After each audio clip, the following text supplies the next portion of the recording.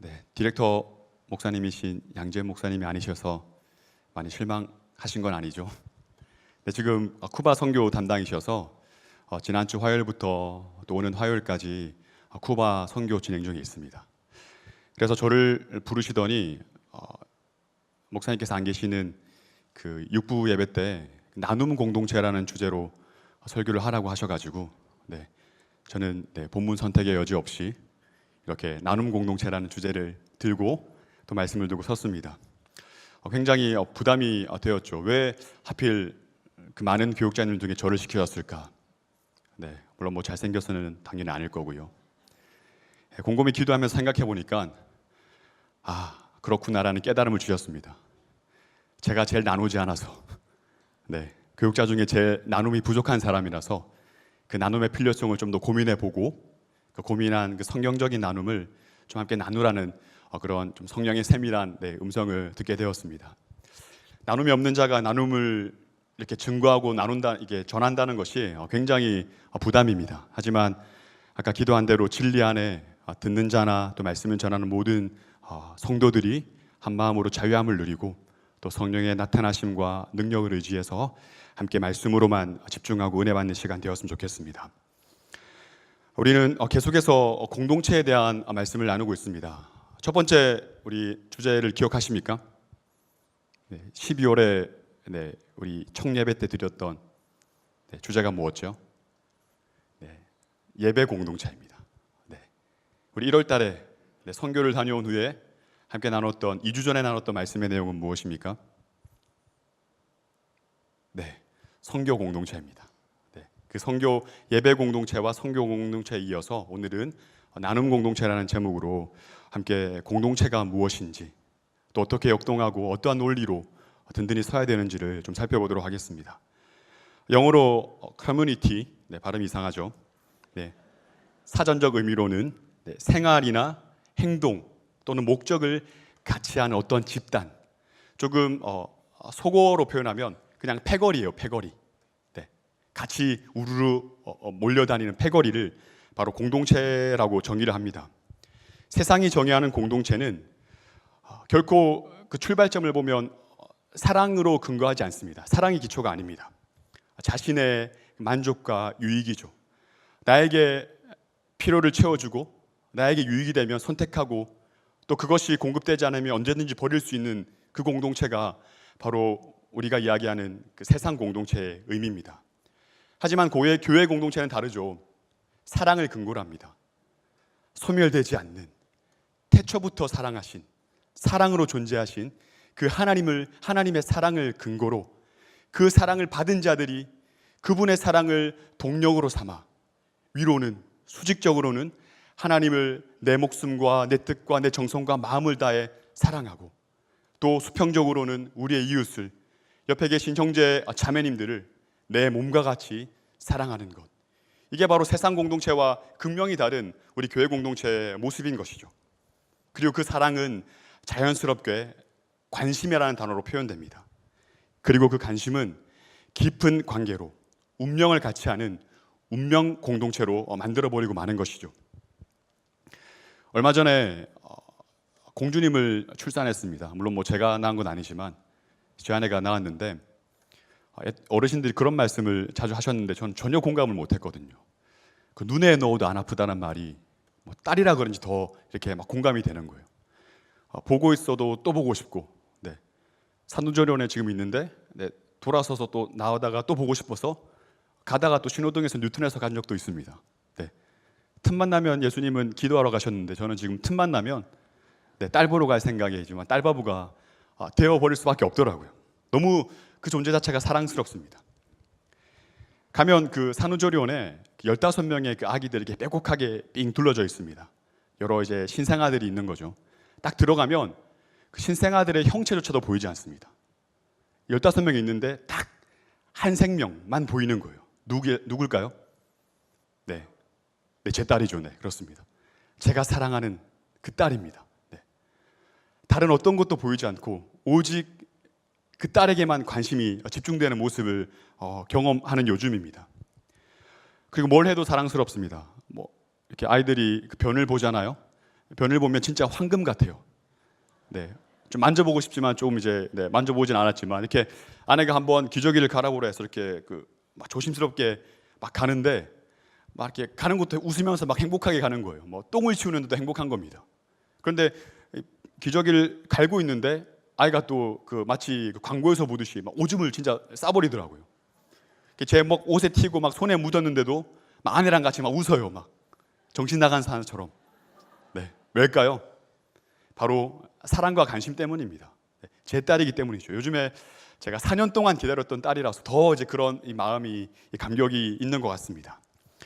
여러분, 아기를 잘 관찰해 보면 태어날 때부터 성악입니다. 네, 악한 존재죠. 네, 자기밖에 모릅니다. 배고프면 울죠. 불편하면 울죠. 네, 아프면 울죠. 네, 뭐 젖달라고 울죠. 네, 또 변을 보거나 뭐가 찌찜하면 웁니다. 뭘 해주기만을 요구하는 거예요. 저한테는 뭘 해주는 것도 없으면서 불구하고, 네, 그럼에도 불구하고 그 존재 자체가 너무 사랑스러운 겁니다. 그래서 가만히 교회로 돌아오면서 차 안에서 그런 생각이 들었어요. 하나님이 나를 이렇게 사랑하시는구나. 생전 경험해보지 못한 그 감정과 함께 마음이 뭉클해지는 겁니다. 그래서 운전하면서 그냥 막 감사의 고백을 했어요. 하나님, 나를 이렇게 사랑하셨군요. 네. 저와 여러분을 그렇게 사랑하신 그 하나님을 우리가 근거로 공동체를 우리가 만들어가고 세워나가는 겁니다. 그래서 한 영혼의 존재 그 자체가 존귀하고 사랑스러운 것이죠. 여러분, 언제 한번 이런 그 공동체를 경험해 보셨습니까? 네. 그 옆에 있는 지금 형제 자매가 그냥 막 사랑스럽고, 우리 간사님이, 우리 리더님이, 우리 모든 우리 지체들이 그냥 그 존재 자체로 너무 고귀하고 너무 귀한 그런 경험 해보신 적이 도대체 언제일까요? 제 사역을 돌아보니까 그렇게 많지 않더라고요. 그래서 요즘 이제 근래에 우리 간사님들 간사 모임할 때 볼 때마다 막 그런 마음이 이렇게 공감이 돼서 그냥 존재 자체가 너무 귀하고 사랑스러움을 간접적으로 느끼고 있습니다. 우리 좌우에 계신 형제 자매님들 이렇게 한번 인사합시다. 매일 보고 싶습니다. 네, 너무 오글거리나요? 네. 그러면 조금 더 강도를 높여서 내 눈엔 너만 보여. 네. 네. 그냥 내 말로만 하는 고백이 아니라 이런 고백이 실제 우리 공동체의 모습이었으면 좋겠어요. 그래서 진짜 매일 보고 싶은 사람이 생겨나고, 진짜 너만 보고 싶다고 고백할 수 있는 사람이 생겨나서, 뭐 남녀 간의 관계도 마찬가지입니다. 네, 뭐 형제 간에 이렇게 하면 좀 이상한 건가요? 네, 주 안에 모든 것이 가한 공동체지 않습니까? 네, 그런 커플들이 생겨나고 그런 진짜 사랑의 공동체를 우리가 만들어가는 것이 바로 계속해서 우리가 공동체를 말씀드리고 또 강조하고 함께 고민하는 이유이지 않겠습니까? 공동체의 시작은 사랑이고 그 공동체는 서로에 대한 관심으로 시작되는 겁니다. 내가 얼마나 우리 공동체에 대한 사랑의 마음이 있었는지, 또 그 사랑의 시작인 관심을 가지고 돌아보고 또 그 영혼들을 기도하고 있는지, 앞에 선 저부터 우리 모든 간사 리더님뿐만 아니라 우리 모든 공동체의 지체들이 그러한 마음으로 출발하신 하나님의 사랑을 드러내고 실현하는 그런 사랑의 공동체, 또 운명의 공동체를 만들어내길 축복합니다. 일주일에 한 번씩 고향에 계신 아버지께 연락을 드립니다. 이렇게 주일 저녁에 사역이 끝나면 항상 전화를 드리는데 늘 잔소리처럼 이런 말씀을 하세요. 특별히 신앙관리, 인격관리, 건강관리 남 탓하지 말고 환경 탓하지 말고 철저히 해라. 다 네 책임이다. 그 다음에 항상 하시는 말씀이 있습니다. 뭐겠습니까? 모르시겠죠? 네. 성령 충만하도록 항상 기도해라. 저 안에 사랑하는 지체 여러분, 여러분들의 신앙은 어떻습니까? 인격은 어떻습니까? 건강은 어떻습니까? 그냥 교회 와서 이렇게 앉아 있는다고 해서 우리의 신앙이 온전해지는 겁니까? 보장되는 거예요? 아니면 수많은 인간관계 속에 남에게 피해 안 주고 서로 조심하면서 어떨 때는 포커페이스 해가면서 이렇게 내 마음을 숨겨서 드러내지 않아서 이렇게 티가 나지 않아서 내 인격이 온전해지는 겁니까? 인격에 문제가 없는 거예요. 그리고 건강관리도 마찬가지잖아요. 우리가 헬스하고 뭐 요가하고 필라테스하고 뭐 다른 어떤 운동을 한다고 해서 우리의 건강이 온전해지는 것입니까? 저도 개인적으로 수많은 예배를 드립니다. 교육자니까 더 그렇겠죠. 일주일에 뭐 10번은 뭐 기본이십니다. 수없이 많은 예배를 드리고, 인간관계도 어떻게든 또 교육자니까 또 성품을 신경 써야 되니까 때론 가식적인 마음을 담기도 하고 여러 가지 모습의 예를 씁니다. 또 잘 해보려고, 인간관계를 잘 맺어보려고. 저도 굉장히 관계 중심적인 성향이 있어서 제 성향을 잘 동원해서 그 관계에 맺으려고 애를 씁니다. 또 건강관리를 위해 운동도 합니다. 옆에 그 골프장 밑에 헬스장을 제가 끊어서 지금 운동도 하고 있고, 그리고 요즘에 또 유행하는 그 간헐적 단식인가요? 네, 그것도 지금 하고 있는데 굉장히 은혜가 됩니다. 그 안에 성경적인 비밀이 담겨져 있더라고요. 이 배가 고파야 인간은 이렇게 그 갈급함이 생기는. 영적으로도 마찬가지라고 생각을 합니다. 우리가 신앙과 인격과 건강관리를 아무리 우리 스스로 노력하고 지키려고 해도 잘 되지 않습니다. 매번 경험하는 것이 무엇입니까? 은혜, 성령의 도우심. 누군가 나를 지배해서 강력하게 이끌고 가지 않으면 나는 어떠한 목적지에 도달할 수 없는 존재라는 것을 매번 경험하게 됩니다. 내 스스로의 힘으로는 아무것도 지켜낼 수 없구나. 결국 성령의 역사하심과 성령의 동행하심과 그분이 세밀하게 인도하시는 그분의 손길과 터치함 없이는 정말 무가치하고 무능력한 존재, 전적으로 무능력한 존재가 바로 저와 여러분 아니겠습니까? 더군다나 세상 사람들 말고요, 예수를 주라, 예수의 통치권 안에, 예수의 지배권 안에 들어가 있다라고 고백하는 저와 여러분이라면 더더욱 그러한 것입니다. 여러분, 성령은 또 다른 보혜사죠. 다른 말로 표현하면 예수의 영입니다. 진리의 영입니다. 그분의 지배를 받지 않는 우리라면 어떠한 것입니까? 예수를 주라 고백하는 인생이 아닐 수도 있다라는 것이죠. 그런 면에서 가만히 살펴보면 우리가 직면하는 삶의 그 모든 현장들이 굉장히 영적이라는 것을 발견할 수 있습니다. 하나님의 영이신, 그리스도의 영이신 성령에 사로잡히는가, 아니면 그렇지 않은가의 싸움이에요. 여러분, 성령에 사로잡히지 않으면, 저와 여러분이 성령에 충만하지 않으면 무엇에 충만하겠습니까? 어둠의 영, 공중권세받은 자들의 영, 이 어둠의 세상 주관자들과 권세자들과 통치자들의 영에 사로잡히는 겁니다. 여러분, 둘 중 하나입니다. 중간지대는 없어요. 성령 충만하던가 아니면 악한 영으로 충만하던가. 소모사께서 늘 말씀하셨지만 충만의 개념은 지배의 개념이지 않습니까? 누구의 지배를 받는가의 싸움이라는 겁니다. 우리 갈라디아서 5장 말씀을 한번 보도록 하겠습니다. 16절과 17절 말씀인데요, 다 같이 한번 읽어보겠습니다. 시작. 내가 너희에게 이르노니 너희는 성령을 따라 행하라. 그리하면 육체의 욕심을 이루지 아니하리라.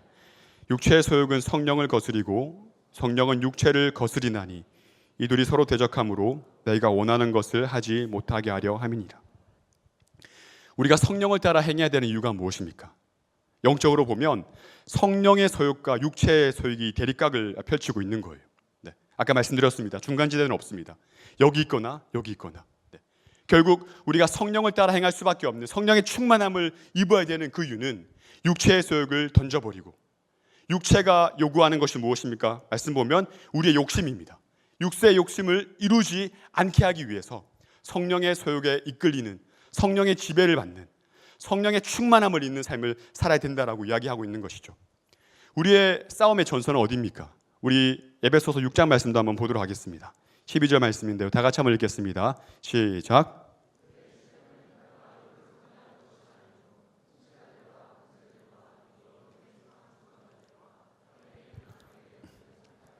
아멘.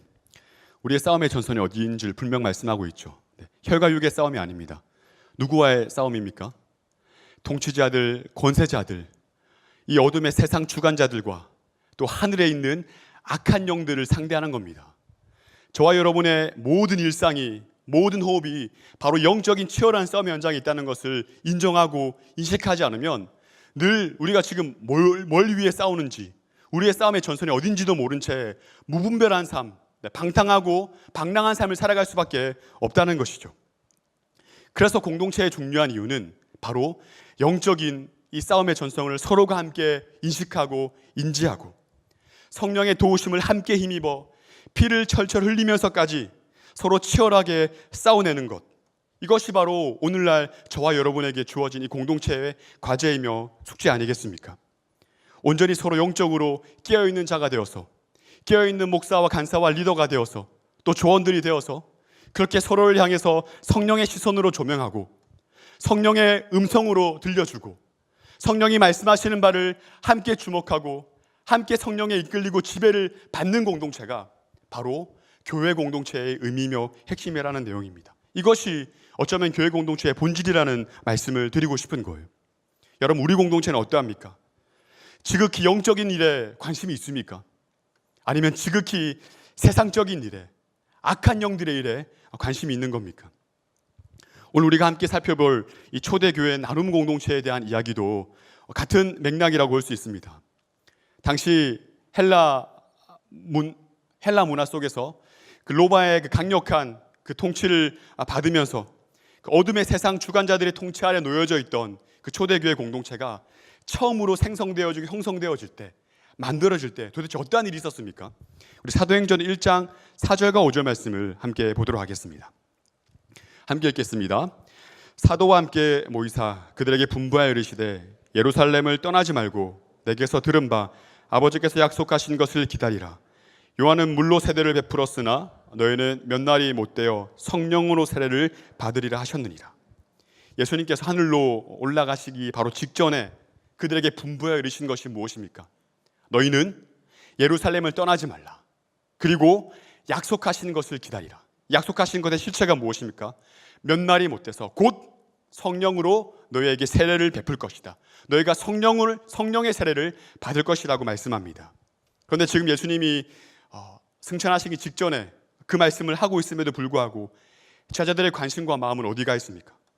예수님, 이스라엘의 회복이 어느 때입니까? 라고 묻는 이 질문의 본질인 바로 그것입니다. 통치자들과 세상의 주관자들, 이 세상에 관심이 뺏겨져 있는 거예요. 지배를 받고 있는 겁니다.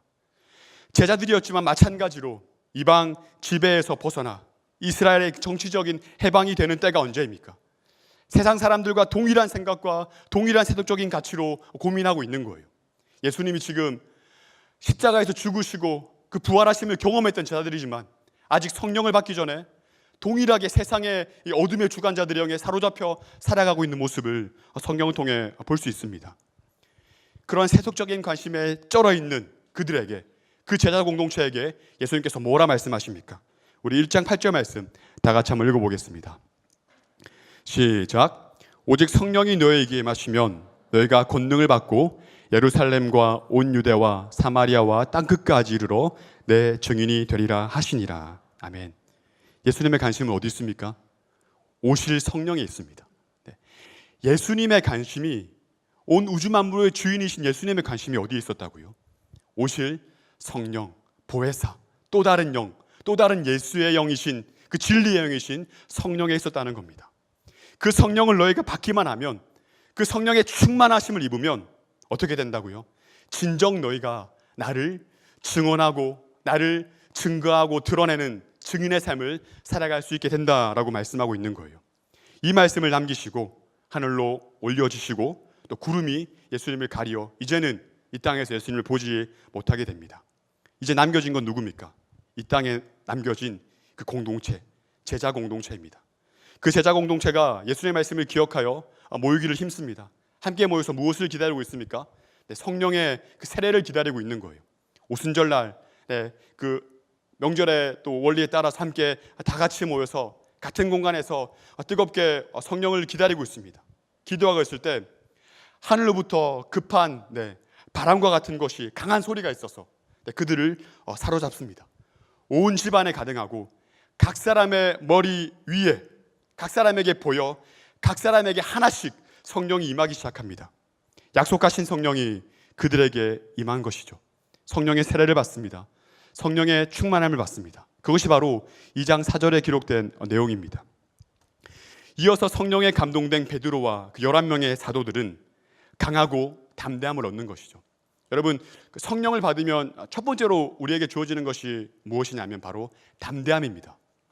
여러분, 이 어둠의 영이 창궐한 또 죄악으로 가득한 이 땅을 살아가면서 담대함이 있습니까? 직장에서, 또 가정에서, 또 캠퍼스에서, 또 우리 삶의 현장에서 더 가까이 있는 우리 공동체 안에서 그런 담대함이 있습니까?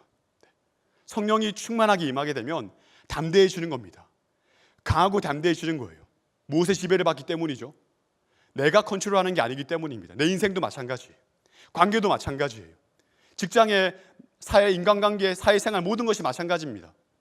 내가 컨트롤하고 내가 지배하지 않으니까 자유함이 주어지면서 담대하게 그냥 던져버리게 되는 것이죠.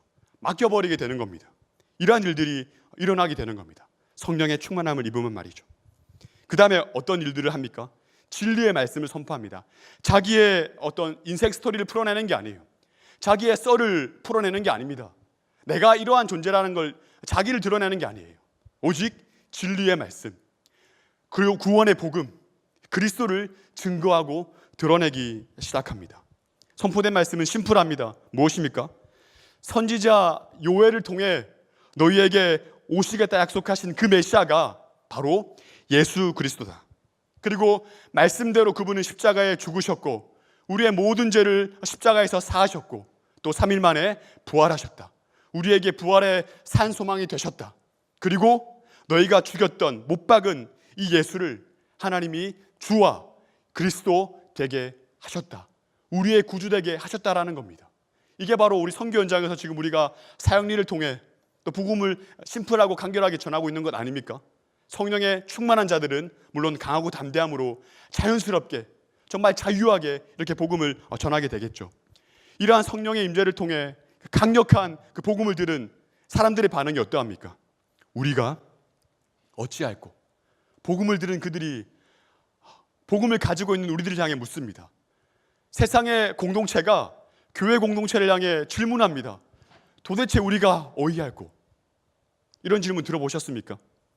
여러분들의 삶을 통해 성령의 충만함을 입어 강하고 담대하게 예수의 길을 선포하고 그분의 복음을 드러내고 살아가는 우리의 삶을 통해 주변의 지인들이, 회사의 동료들이, 우리 가정에 함께하는 우리의 가족들이 우리를 향해 그렇다면 우리가 도대체 어찌할꼬?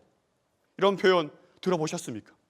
이게 바로 성령의 충만한 공동체의 실상입니다. 모습이라는 거예요. 이에 베드로가 이야기합니다. 너희가 회개하여 각각 예수 그리스도의 이름으로 세례를 받고 죄 사함을 받으라.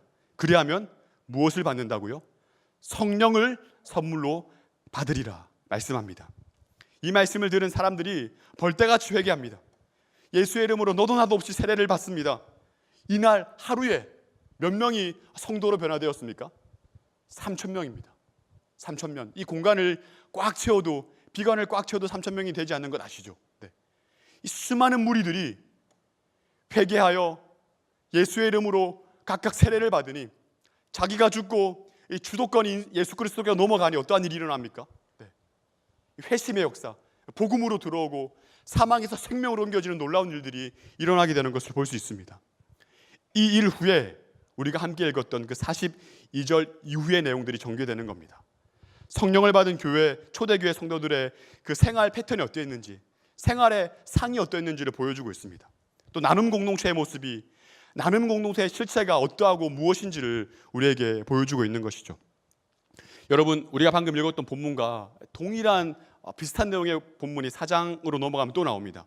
4장 32절부터 37절까지 동일하게 기록되어 있는데요. 나눔 공동체의 모습이 이러하다라고 설명하기 전에 똑같은 패턴으로 반복적으로 기록되고 있어요. 어떠한 패턴입니까? 성령이 임합니다.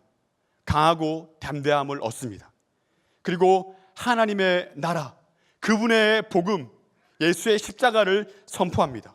그 다음에 실질적인 나눔이 이루어지는 거예요. 우리가 가진 모든 것을 서로 통령하고 공유하고 나누기 시작하는 겁니다. 여기서 우리가 발견할 수 있는 사실은 한 가지입니다. 바로 나눔 공동체는 성령을 근거로 한다는 겁니다. 성령의 충만함, 성령의 세례를 근거로 나눔 공동체가 역동하기 시작한다는 거예요. 성령에 감동된, 성령의 충만한 자들이 할 수 있는 일입니다. 말씀에 이끌리고 말씀의 지배를 받고 성령의 지배를 받는 자들만이 할 수 있는 일이 바로 나누는 일이에요.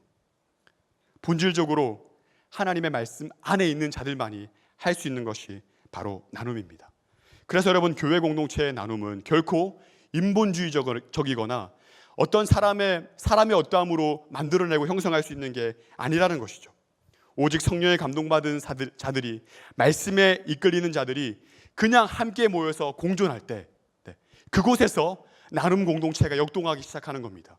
서로 나누고 자기 것이 없다라고 말할 수 있는 공동체가 형성되기 시작한다는 거예요.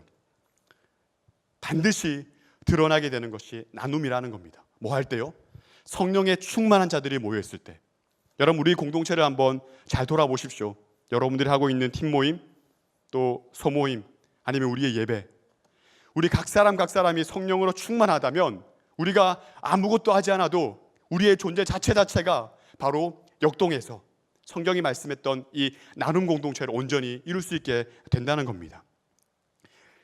이제 임하신 성령 안에서, 그 성령의 나타나심과 능력 안에서 초대교회 나눔 공동체가 어떻게 역동하기 시작하는지, 또 그 나눔의 구체적인 내용이 무엇인지를 42절에서 이렇게 소개하고 있습니다.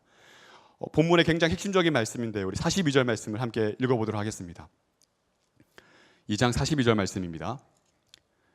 시작. 그들이 사도의 가르침을 받아 서로 교제하고. 아멘. 여기서 주동사가 있습니다. 주동사가 무엇이겠습니까?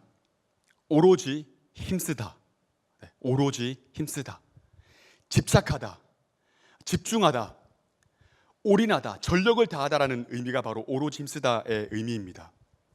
성령의 충만함을 입은, 성령의 세례를 받은 그 공동체는 어떤 일에 올인했습니까? 지금 무엇에 집착하고 있습니까? 무엇에 집중하고 있습니까? 바로 나누는 일입니다. 나눔입니다. 그렇다면 그 나눔의 내용이 무엇입니까? 그 나눔의 구체적인 실체가 무엇일까요? 바로 4가지로 소개하고 있습니다. 첫 번째 무엇입니까? 사도의 가르침을 받는 것이라고 기록하고 있습니다. 이 일에 올인했습니다. 말씀을 배우고 가르치는 공동체, 모일 때마다 사람의 이야기가 난무하는 것이 아니라 하나님의 불변하신 진리의 말씀, 그 말씀의 실체이신 그리스도를 나누고 그 말씀의 은혜를 공유하는 공동체가 바로 초대교회의 공동체의 나눔의 모습이었다는 거예요. 가르침은 곧 말씀이지 않습니까? 그 말씀은 복잡하지 않습니다. 우리가 요한복음에서 지금 살펴보고 있듯이 말씀이 육신이 되어 오신 그분 누구십니까? 그리스도. 바로 그분의 죽으심과 부활을 나누는 거예요. 그리스도의 인격과 사역을 나누는 것입니다. 말씀은 곧 그리스도다. 그 말씀을 듣고 나누는 초대교회 성도들에게 그리스도 그 자체가 바로 복음이었어요. 그리스도 자체가 바로 생명이었고 그리스도 자체가 바로 전부였습니다. 바로 말씀을 통해 누구를 나누는 것입니까? 예수 그리스도를 지금 나누고 있는 겁니다. 성도들이, 그 성령의 충만한 성도들이 말씀을 통해, 복음을 통해 예수 그리스도를 나누고 있는 것이죠. 다음으로 무엇입니까? 두 번째로 서로 교제하는 일입니다. 우리가 단순히 그냥 친교하고 서로 모여서 이렇게 함께 삶을 나누는 것도 이제 코이노니아의 의미에 담겨져 있겠지만, 본문을 조금 더 정확하게 원어로 살펴보시면 이 코이노니아라는 단어 앞에 그 테라는 정관사가 붙습니다. 정관사 그라는 의미인데 함께 해석해 보면 그 교제입니다. 그 교제. 지금 누가가 정관사를 붙인 이유가 있겠죠. 사도행전을 기록한 저자인 누가가 이 정관사를 사용해서 그 교제라고 기록한 것은 그 글을 읽을 당시 그 1차 독자들이 이미 알고 경험했던, 다 같이 알고 있던 내용이었다는 겁니다. 그런 관점으로 생각해 볼 때 지금 사도행전 2장 전체적인 문맥으로 살펴보면 그 교제라는 표현이 지칭할 수 있는 것은 단 한 가지입니다. 무엇입니까? 그 모든 공동체들이 모여있는 그곳에서 성령의 충만함을 입고 각 사람이 성령을 공유하고 성령을 나누어 가진 것, 바로 그 교제를 이야기하고 있는 거예요. 정확하게 표현하면 그 교제는 성령의 교제입니다. 성령을 함께 나누고 가진 것, 성령을 함께 얻은 것, 성령을 함께 공유한 것이 바로 이 그 교제의 의미예요. 코이노니아의 의미를, 단순한 의미를 뛰어넘는 것이죠. 바로 그것을 누가가 지금 우리에게 강조해서 보여주고 있는 것입니다. 하나님의 모든 백성들이 성령을 공유하게 된 사실, 모두가 성령을 나누어 가지게 된 사실을, 이것이 바로 예루살렘 교회의 내적 그 하나됨의 근본이었고요. 그리고 외적으로는 자신이 실제적으로 가진 모든 물건을 나누고 공유할 수 있는 핵심적인 내용이었다는 겁니다. 초대교회 교회 공동체는 성령이 하신 일들을 드러내고 나누는 겁니다. 복음을 전하고 모인, 예루살렘으로 모인 그 사도들이 어떻게 반응합니까? 너도 나도 할 것 없이 끊임없이 이야기합니다. 뭐를요? 자기가 행한 일이 아니에요.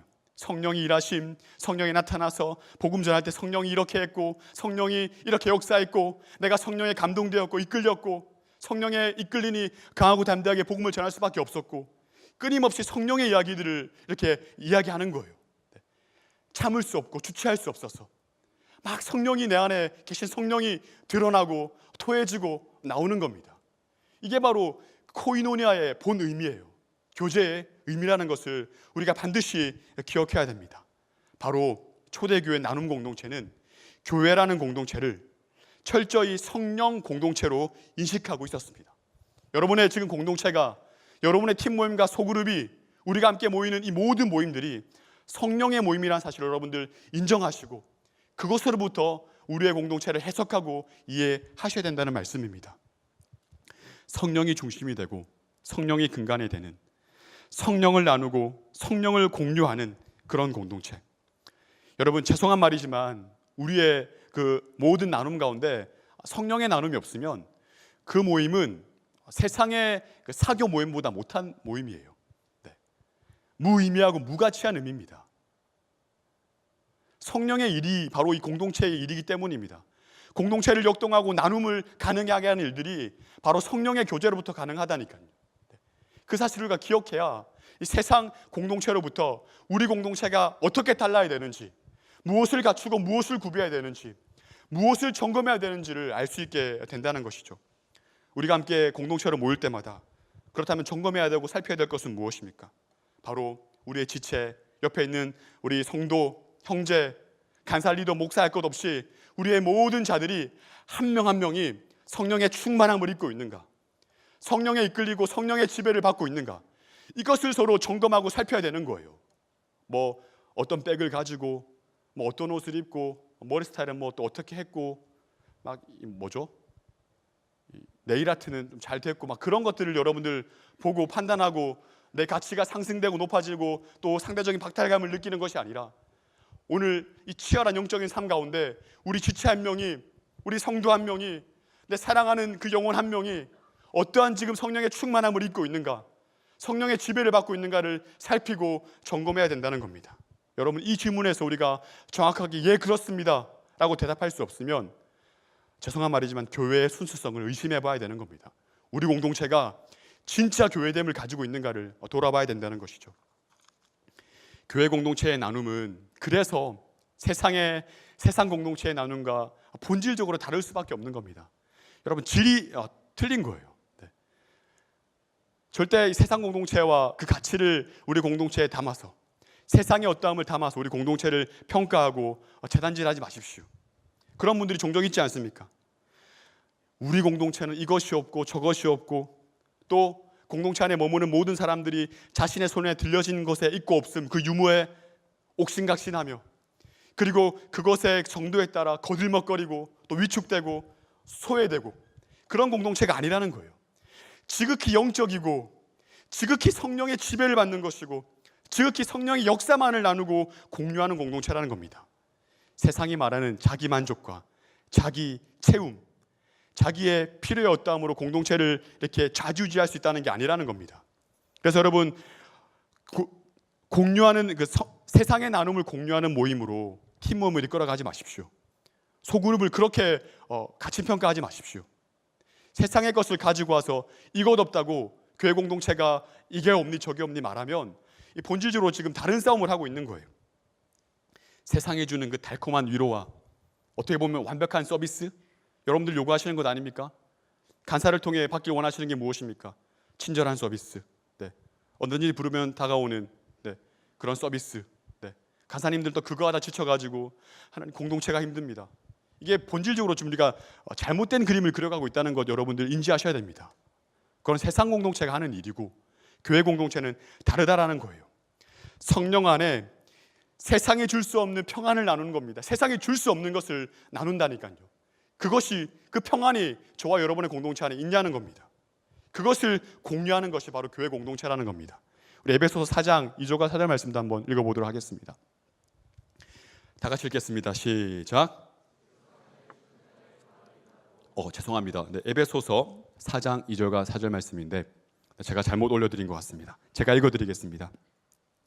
모든 겸손과 온유로 하고 오래 참음으로 사랑 가운데서 서로 용납하고 평안에 매는 줄로 성령이 하나 되게 하신 것을 힘써 지키라.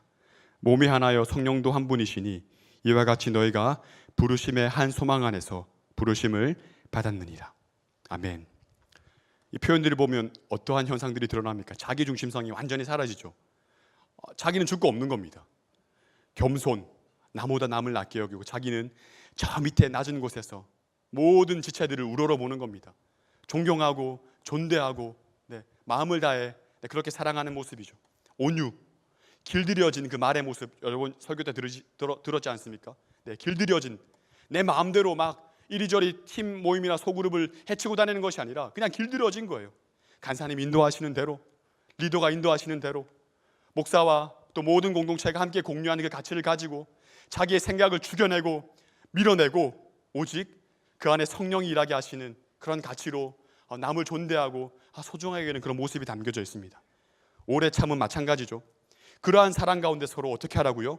용납하고 복음 안에 모든 것이 가한 공동체가 되는 겁니다. 안 이유가 없어요. 간사님이, 리더님이 부탁하면 예가 되는 거죠. 그리고 어떠한 진원들과 어떠한 팀원들과 어떠한 조언들이 나에게 보내지면 모든 것을 용납하는 겁니다. 제가 사랑하겠습니다. 제가 성령 안에 교제하겠습니다. 제가 품고 기도하겠습니다. 제가 그 상처를 치유하겠습니다. 모든 것을 용납하는 공동체, 그게 바로 평안에 매는 줄로 성령이 하나 되게 하시는 것을 힘쓰라는 말씀의 의미지 않습니까? 몸이 하나여 성령도 한 분이시니 우리가 이와 같이 너희가 부르심의 한 소망 안에 부르심을 받았느니라. 같은 성령으로 교제하고 같은 성령으로 부르심의 한 소망을 나누고 드러내는 공동체가 바로 우리 3.1교회 공동체가 되어야 된다는 것이죠. 세 번째로 무엇입니까? 떡을 떼는 것입니다. 우리 본문 46절 말씀을 보시면 그 떡을 떼는 것의 의미가 조금 더 이렇게 구체적으로 설명되어 있습니다. 다 같이 한번 읽어볼까요? 본문 46절 말씀입니다. 시작. 날마다 마음을 같이하여 성전에 모이기를 힘쓰고 집에서 떡을 떼며 기쁨과 순전한 마음으로 음식을 먹고. 아멘. 두 가지로 표현하고 있죠. 집에서 떡을 떼다, 그리고 기쁨과 순전한 마음으로 음식을 함께 나누어 먹다. 먼저 순전한 마음과 기쁜 마음으로 음식을 먹었다는 것은 당시 그 초대교회 공동의 식사가 있었다는 것을 의미하고 있습니다. 실제로 음식을 나누고 서로 삶을 나누고 서로 대화를 하면서 나누는 모든 행위를 의미하는 것이죠. 중요한 것은 자기의 집을 오픈한다는 겁니다. 그것도 어떠한 마음으로요? 순전하고 기쁜 마음으로. 억지로 이렇게 강압적으로 자신의 집을 오픈하는 거 아닙니다. 마치 우리 예전에 드렸던 구역 예배, 우리 3.1교회 목장 예배 같은 그런 모습이죠. 제가 어릴 때 이런 일들이 허다했습니다. 교회학교, 우리 주일학교 선생님 집에 가서 토요일마다 가서 냉장고 문 열고 아무거나 주워 먹고, 선생님은 또 우리를 위해서 밥을 준비하시고, 때론 놀다가 거기도 잠들면 또 깨워서 집에 보내고 태워주고, 이런 모습이 오늘날 허다하지 않죠. 공동체의 본질이 사라지고 있는 모습이라고 어쩌면 볼 수 있습니다. 그리고 그 담당 목사님 집에 놀러 가서 같이 목사님이랑 놀고 즐겼던 그런 모습. 혹시 저희 집에 놀러 오신 분 안 계시죠? 안 계시겠죠. 제가 오픈 안 했으니까. 제가 지금 회개하는 마음으로 설교를 하고 있는 겁니다. 야, 너부터 집을 열어라. 우리 간사님들부터 먼저 집을 한번 열어보도록 할 텐데, 오시면 서서 먹어야 될 수도 있습니다. 그래서 열지 못하는 이유도 있어요. 아무튼 요즘에 이 집이라는 공간이 지극히 개인적인 공간이잖아요. 나만의 공간. 나만의 공간. 쉽게 침범할 수도 오픈할 수도 없는 공간이죠. 문화적인 환경 속에서 누군가 나의 집으로 초대한다는 것은 결코 쉽지 않습니다. 상대방도 조심스러워 하잖아요. 나의 형편과 상황이 드러날까 두렵고요. 우리 집 평수가, 청소 상태가, 마땅히 잘하는 음식이 없어서, 또 대접할 여건이 안 돼서, 환경이 안 돼서, 혹시 초대했는데 이 음식 먹고 또 상처받고 그렇게 할까봐. 네. 얼마나 돈을 많이 벌어야 되고 얼마나 큰 집에 살아야 되는 겁니까? 네. 저도 그런 마음이 드는 거예요. 집에 딱 이렇게 초대해서 이렇게 딱 그 거실 한가운데 이렇게 엄청나게 비싼 그 테이블에서 이렇게 떡을 떼며 잔을 떼는, 네, 잔을 나누는 그런 모습을 그려봅니다. 하나님, 저 이런 집에 살면은 당당하게 오픈할 수 있는데, 네, 지금 우리 집은 점점점. 네. 아무튼 네, 이런 뭐 여러 가지 요인들이 막 우리를 복잡하게 하는 것이죠. 네. 하지만 결국 나의 삶을 공유하지 못하고 나의 상태가 온전히 드러나는 것을 수치스럽게 생각하기 때문입니다. 좋은 모습만 보이고 싶기 때문이죠. 상대적인 박탈감을 느끼고 싶지 않기 때문입니다. 그렇게 초대교회는 기쁨과 순전한 마음으로 자기의 삶을 공유하고 또 자연스럽게, 굉장히 자연스럽게 삶을 오픈하였습니다. 제가 그냥 단순히 집을 공개하라, 뭐 집을 열어 제끼라 그런 말이 아니에요. 나의 삶을 공동체와 함께 공유하고 나누는 일을 어떤 것으로요? 자연스러운 것으로, 마땅한 것으로 여기라는 말입니다. 어떠한 마음으로? 기쁨과 순전한 마음. 내 집을 열지 않고는, 지금 내 삶의 모든 형편과 마음을 우리 옆에 있는 지체들과 공유하지 않고는 내가 견딜 수 없는 그러한 마음으로 마땅히 이러한 일을 해야 되는 게, 나눔을 해야 되는 게, 내 삶의 구석구석 조밀조밀 이 모든 것을 다 나눠야 되는 게 우리 공동체의 이유라는 사실을 서로 알고 서로 그것을 용납하고 받아들이고 마음을 다 같이 열라는 겁니다. 팀 모임이, 소그룹이 그래야 된다는 것이죠. 다음으로 집에서 뭐 했습니까? 떡을 뗐습니다. 여러분 잘 아시다시피 떡을 뗀다는 것은 뭡니까? 성찬입니다. 각자의 집에서 돌아가며 성찬을 거행합니다. 성도의 모든 식탁은 성찬이었습니다. 여러분, 성찬의 의미가 무엇입니까? 누구를 기억하고 기념하는 겁니까? 그리스도, 네, 예수 그리스도의 십자가의 죽으심과 그 사건이 바로 내 것이 되었다, 나를 위한 것이다 라는 사실을 함께 믿음으로 고백하는 게 바로 성찬의 의미 아닙니까? 그분의 살과 피를 먹고 마시는 것, 십자가의 복음을 선명하고 분명하게 확인하는 것, 이게 바로 성찬의 의미입니다. 바로 그것을 했다는 거예요. 초대교회 성도들은 모일 때마다, 식사할 때마다 무엇을 기억했습니까? 예수 그리스도, 그분을 기념하는 성찬을 행했습니다. 공동체의 모든 나눔의 현장마다 성찬이나 뭐 기쁨이나 순전한 마음으로 음식을 같이 할 때마다 뭘 했다고요? 무엇을 나누었다고요? 예수 그리스도. 바로 그 나눔의 내용이 무엇입니까? 동일하게 예수 그리스도입니다. 그분의 십자가 이야기, 부활의 이야기, 기승전 예수, 기승전 성령, 우리의 모든 모임의 나눔이 바로 이렇게 돼야 된다는 거예요. 기승전 뭐 세상의 이야기가 아니라 기승전 예수 그리스도로 끝나고 매듭을 지어야 된다는 이야기를 드리고 있는 겁니다. 마지막으로 기도하는 겁니다. 여러분, 기도하는 일에 집착하였다, 전력을 다했다라고 기록하고 있습니다. 여러분, 원문을 보시면 아까 제가 그 교제라는 표현과 동일하게 여기도 보면 태라는 표현을 사용해서 그 기도라고 기록하고 있는 것을 볼 수 있습니다. 그 당시 초대교회 그 공동체는 그 기도는 사도행전 1장 14절 말씀을 보시면 이렇게 기록되어 있습니다. 여자와 예수의 어머니 마리아와 예수의 아우들과 더불어 마음을 같이 하여 오로지 기도에 힘쓰더라. 모인 무리의 수가 약 120명. 바로 120명의 그 성도들이 함께 모여서 오로지 기도에 힘썼던, 성령을 기다리며 함께 기도에 힘썼던 것, 바로 그 기도의 이미지를 그대로 가지고 있는 거예요. 120명 성도들이 모여서 함께 기도했던 그 기도를 동일하게 고백하고 있는 겁니다. 지금 2장에서 수천 명의 성도들이 함께 모여서 동일한 기도를 하고 있는 거예요. 여러분, 초대교회 성도들이 그 기도에 있었다라는 내용이, 여러분 재밌게도 누가복음을 기록하지 않았습니까? 누가복음이 사도행전 1권으로 볼 수도 있고요. 그 다음에 사도행전이 이제 사도행전 2권으로, 누가행전 2권으로 볼 수 있는데, 바로 사도행전 이전에 누가가 썼던 게 바로 누가복음입니다. 누가복음 22장 44절 가면 예수님의 기도를 이렇게 표현하고 있어요. 다 같이 말씀을 한번 보도록 하겠습니다. 시작. 예수께서 힘쓰고 애써 더욱 간절히 기도하니 핏방울 같이 되었더라. 아멘. 바로 예수님의 기도죠. 힘쓰고 애써 더욱 간절히 기도하니, 바로 감람산에서 십자가의 죽음 앞에 벌벌 떨면서 힘쓰고 애써 기도하는 그 예수님의 기도의 모습을 바로 사도행전으로 와서 이 동일한 저자인 누가가 이 초대교회 성도들의 기도의 모습과 이렇게 오버랩 시켜가지고 동일한 그림으로 그려내고 있는 것을 볼 수 있습니다. 그래서 더 기도라는 의미를 여기서 사용해서 의도적으로 기록하고 있는 거예요. 120명일 때도 3,000명일 때도 변함없이 어떻게 했습니까? 예수의 기도를 닮아 있었습니다. 예수의 기도를 공유하고 나누고 있었습니다. 말씀을 맺겠습니다.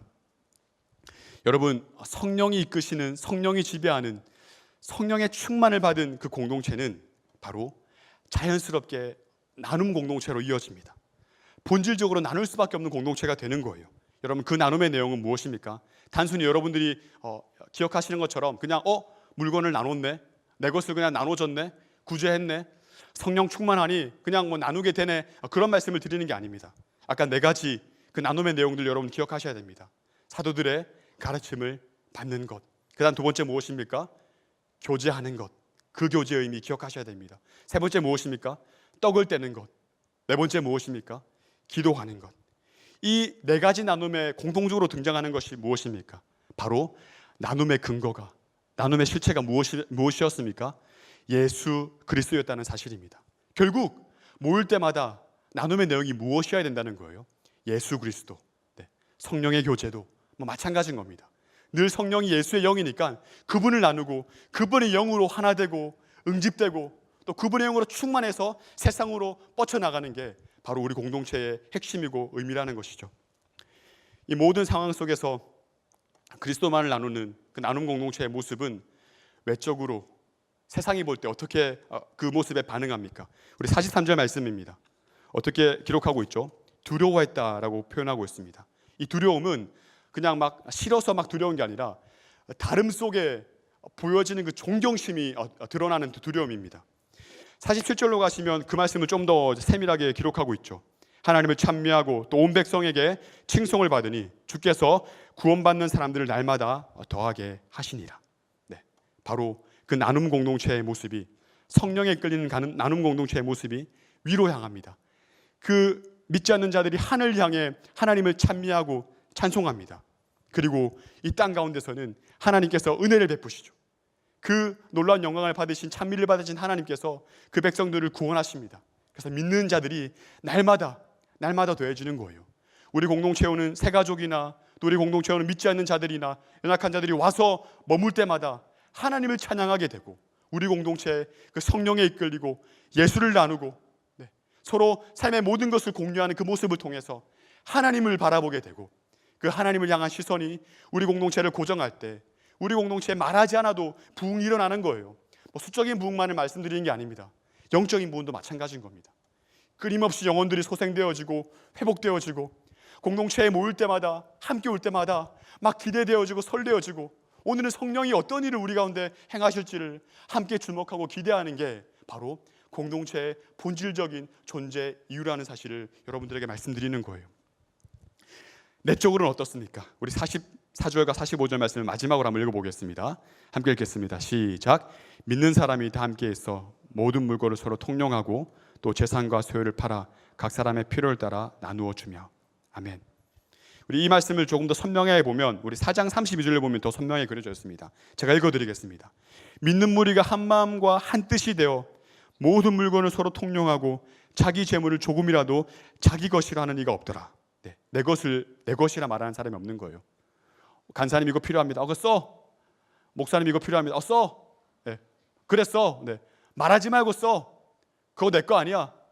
우리 공동체를 향한 하나님의 소유야. 하나님 거야. 그렇게 모든 게 이제 공유되는 겁니다. 내 지갑에 얼마 있고 그런 거 없습니다. 써. 다 해. 그렇게 되는 거예요. 아까 그 용납의 개념과 마찬가지로 되는 거죠. 모든 걸 다 나눠서 이렇게 서로 이렇게 사회주의처럼 균등해진다는 그런 개념이 아니라 없는 자들이 이렇게 있는 자들이 나누어주고 이게 내가 움켜쥐고 있는 게 내 것이 아니라는 의미잖아요. 이 주체가 무엇인지 내가 가진 모든 것들도 누구의 지배를 받는지를 고백하게 되는 겁니다. 이게 바로 우리 안에 내적으로 드러나는 거예요. 외적으로는 사람들이 존경하고 칭송하고 하나님을 바라보고 내적으로는 바로 우리의 모든 것들을 통용하고 나누는 것이죠. 내 것이 네 것이 되고 네 것이 내 것이 되는 겁니다. 너나 할 것 없이 모두가 같은 마음을 품어서 진짜 하나의 공동체가 되는 겁니다. 이게 바로 외적으로 물질적인 나눔을 구제를 할 수밖에 없는 이유라는 거예요. 여러분 그런 의미에서 나가실 때 1,000원 헌금이 있습니다. 성령의 충만한 공동체를 경험하신 인생들이라면 지갑을 여셔서 1,000원만 넣으십시오. 뭐 더 이상 넣으셔도 되겠지만 이 1,000원 헌금은 미얀마 선교 현장에서 우리 신학생들을 섬기고 돕는 일에 사용되는 것입니다. 바로 내적으로 드러날 수밖에 없는 것이죠.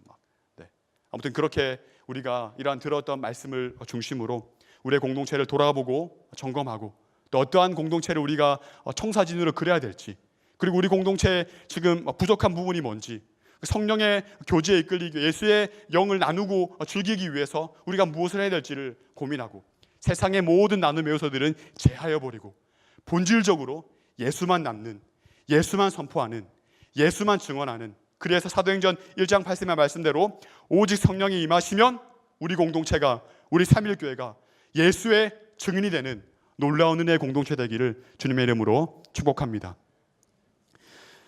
이 시간 한번 찬양하고 나아가도록 하겠습니다. 허무한 시절 지날 때, 깊은 한숨 내쉴 때, 우리 함께 성령이 오셨네 찬양하도록 하겠습니다.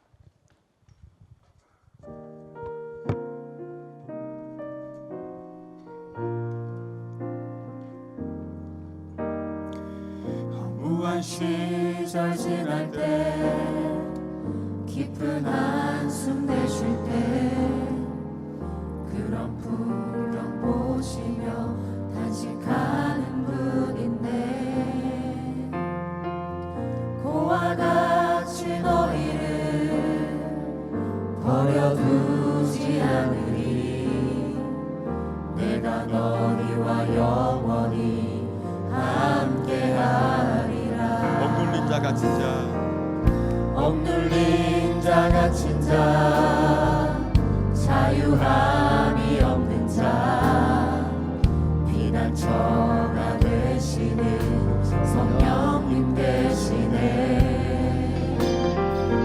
주의 영이 계신 곳에 참 자유가 있다네. 진리의 영이신 성령이 오셨네. 성령이 오셨네. 성령이 오셨네. 내 주에 보내신 성령이 오셨네. 우리 인생 가운데 친히 찾아오셔서 그 나라 꿈꾸게 하시네. 성령이 오셨네. 성령이 오셨네. 내 주에 보내신 성령이 오셨네. 우리 인생 가운데 친히 찾아오셔서 그 나라 꿈꾸게 하시네. 축도로 예배 마치도록 하겠습니다. 지금은 우리 주 예수 그리스도의 은혜와 하나님의 사랑과 성령의 인도하심이, 충만하심이 오늘도 공동체의 본질과 의미를 깨달아 성령에 이끌리고 성령의 지배를 받는, 그리하여 예수만을 증거하고 드러내고 나누는 진정한 나눔 공동체를 꿈꾸며 나아가는 우리 청년이부 카이로스 공동체 위에, 또 함께 예배한 모든 성도들 머리 위에 지금부터 영원토록 함께 있을지어다. 아멘.